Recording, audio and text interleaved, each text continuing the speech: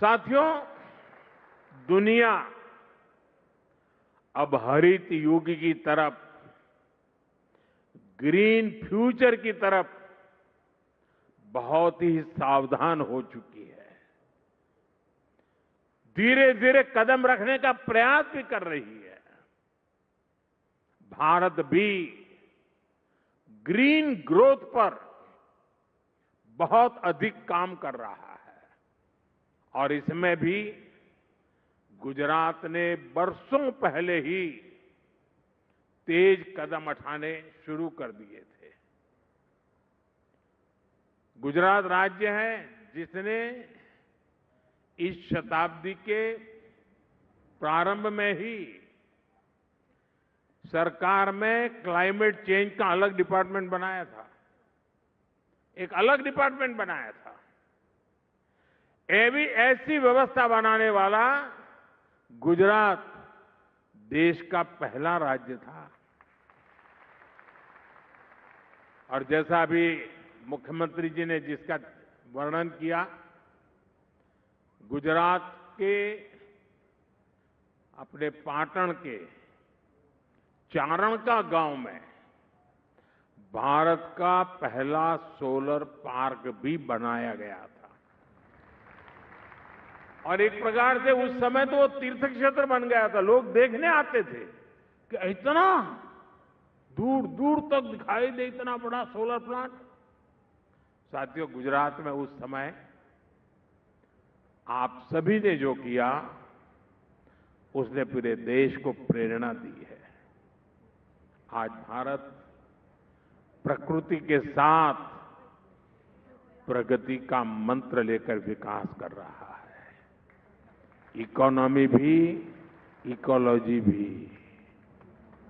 और साथियों, सूरत में तो ये प्रत्यक्ष दिखता है।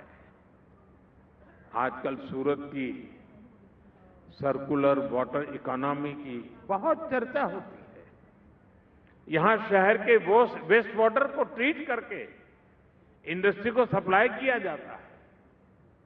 इससे गंदे पानी का मैनेजमेंट भी हो जाता है और पानी से कमाई भी होती है।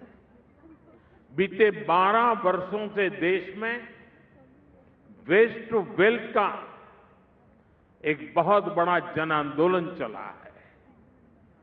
ये हमारे शहरों की स्वच्छता और उन्हें ग्रीन और क्लीन बनाने में बहुत काम आ रहा है। साथियों, अब प्रयास ये है कि आने वाले कई दशकों तक सूरत के लिए पीने के पानी की पूरी व्यवस्था हो। इसके लिए तापी बराज प्रोजेक्ट स्वीकृत किया गया है। इसके अलावा वाटर मैनेजमेंट और वाटर ड्रेनेज भी सरकार की बहुत बड़ी प्राथमिकता है। आज यहां ऐसे अनेक प्रोजेक्ट का लोकार्पण हुआ है। साथियों, सूरत सिर्फ स्वच्छता और सर्कुलर इकोनॉमी तक ही सीमित नहीं है, बल्कि ग्रीन ग्रोथ के दूसरे माध्यमों का भी अभूतपूर्व गति से विस्तार हो रहा है।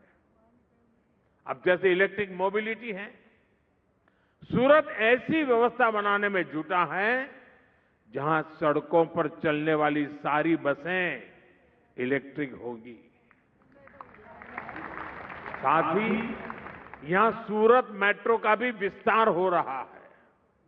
ये सारे कदम हरित शहर के रूप में सूरत की पहचान को और सशक्त करेंगे। और हां, आने वाले समय में Hazira industrial area green steel के उत्पादन के लिए भी जाना जाएगा।